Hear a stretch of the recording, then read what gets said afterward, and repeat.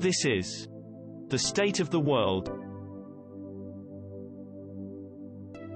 Catalytic conversations with leaders who are reinventing the web and building trusted technologies for the future of humanity. Brought to you by ICSO, the Internet of Impact.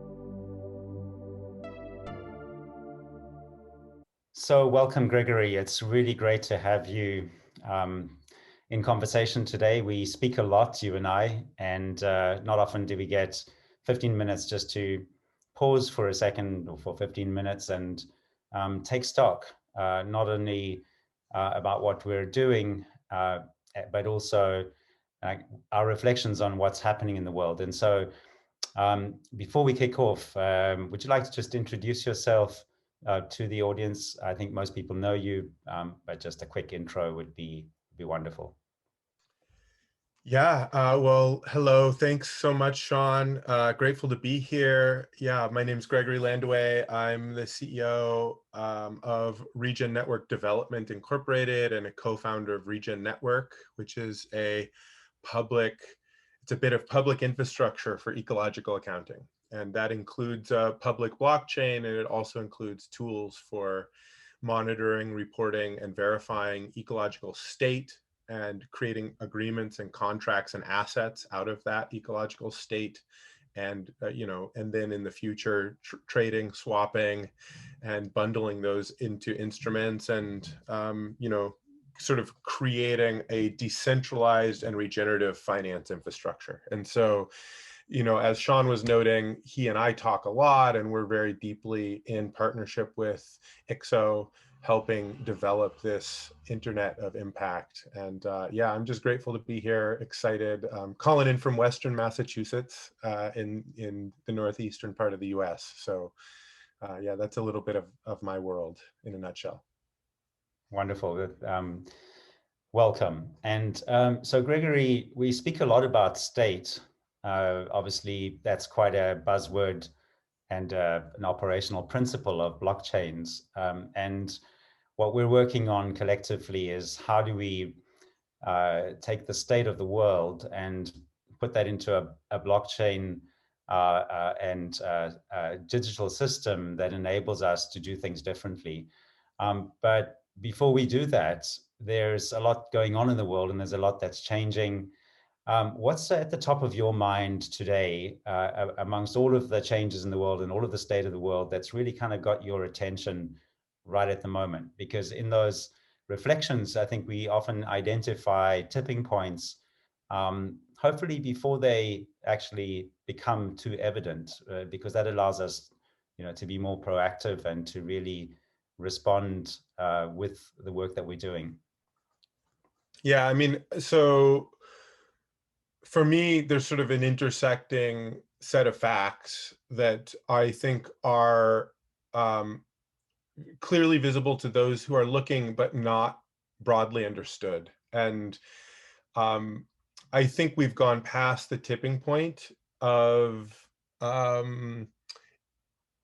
institutional and popular acceptance of the need to pretty radically transform the economy and governance in the face of human impact to our biosphere and climate.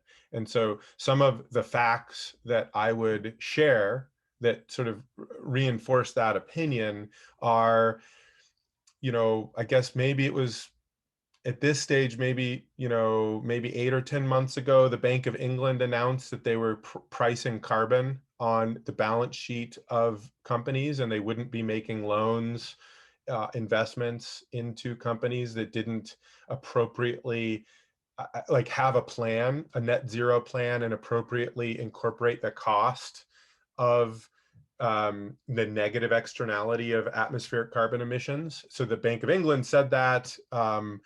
The US government is starting to take action, setting up an agriculture carbon market, and there's likely going to be a price on carbon before the end of this administration.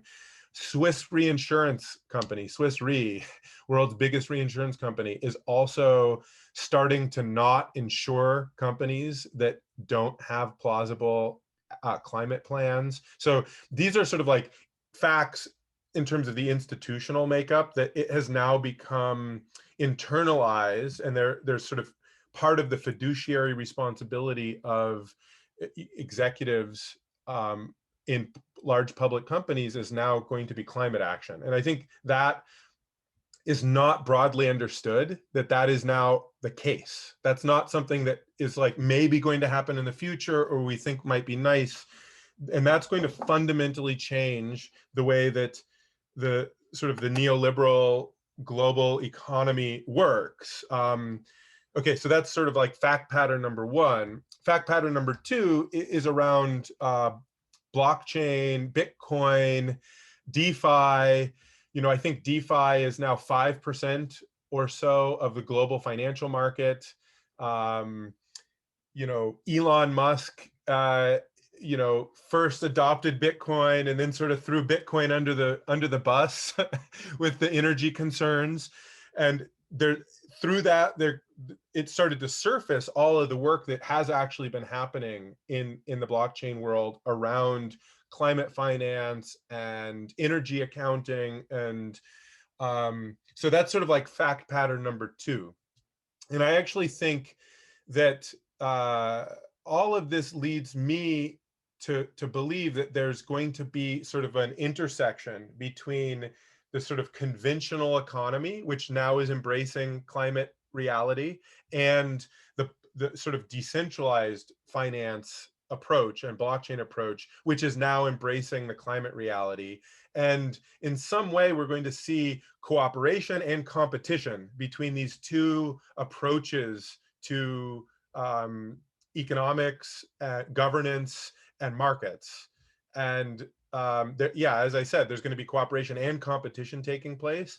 And I actually think that the decentralized approach is like on the inside track here. There's a competitive advantage to the way that the Web3, blockchain, decentralized finance communities are thinking about and can deploy sort of economic and governance solutions into that space. Well, that's a very comprehensive state of the world, and I think very prescient insights around those intersections and how different dynamics, when they combine together, can have these kind of catalytic effects where suddenly things change, and the flippening type, tipping point type dynamics start to happen within these complex systems.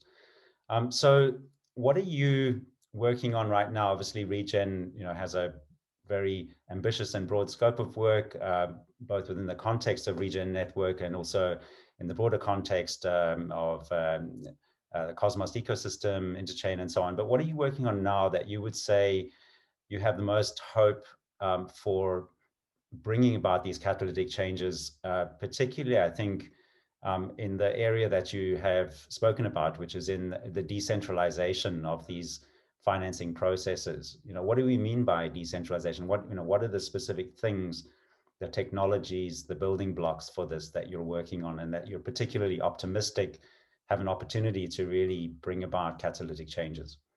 Yeah, I think there's sort of an intersection of components that are making something pretty revolutionary possible. And I would sort of point to, in order for market forces to be a force for good, certain conditions need to be true. And by and large, the biggest condition that needs to be true is sort of information symmetry and access to high quality, real-time information. And you and I are both passionate about this information of the state of the world. Regen Network, we're very focused on ecological state and the information of that, and then market mechanisms to price and to reward in ecological state changes for the better. not just seeing humans as a force for ecological degradation, but noting that actually we can be forces for soil regeneration and biodiversity preservation and enhancement and water quality enhancement, and and driving market mechanisms into that. And particularly what I'm excited about right now is the intersection of decentralized exchange technology, automated market maker systems, liquidity pools, and incentive mechanisms therein, with the intersection of the sort of stateful reporting on chain, and the creation of digital assets that are auditable and have metadata associated with, in our case, ecological state, that drives down the marginal cost of auditing that asset to almost zero. So you get these two things intersecting, and I think we can have a DEX system, a decentralized exchange system, in which the market can accurately price things like soil carbon versus forestry carbon versus blue carbon, as they relate to the effectiveness for balancing the global carbon cycle, as well as the generation of co-benefits for the communities who are stewarding these things. And that's never before been true. We've sort of had arbitrary pricing mechanisms and lack of transparency. And I think we're about to sort of phase shift. And what we're really working on, and what I'm very passionate about, is this opportunity to have fairly sort of like low cap liquidity and exchange situations to start to create a structuring of the marketplace, so we have price signaling around what our society really needs in terms of land management and stewardship.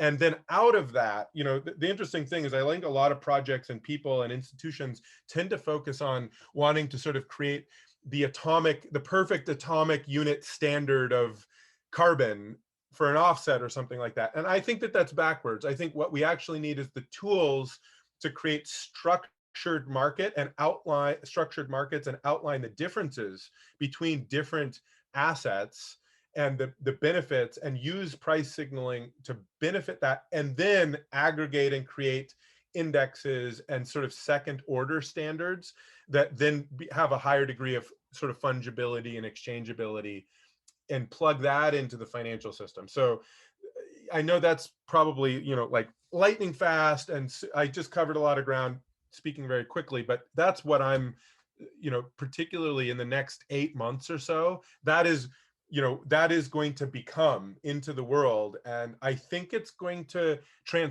fundamentally transform the way that climate finance works for the better. And I'll just sort of conclude this with,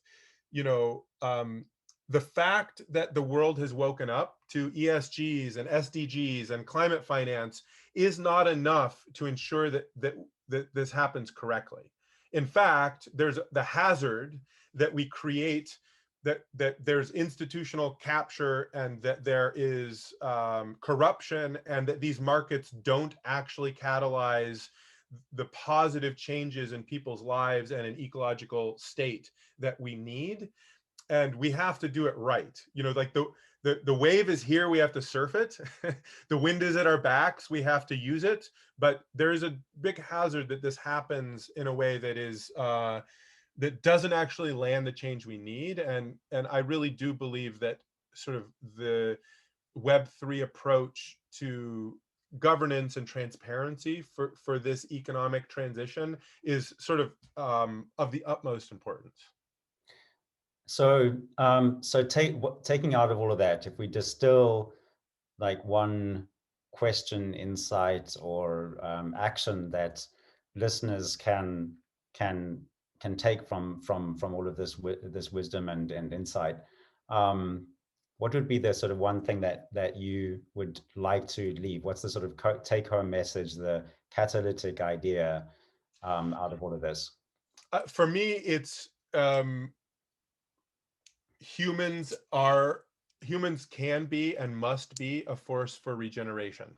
And we must start transforming our sense of value to to placing value on that which builds the soil underneath our feet and the quality of relationships with our neighbors and the capability of and health of our institutions.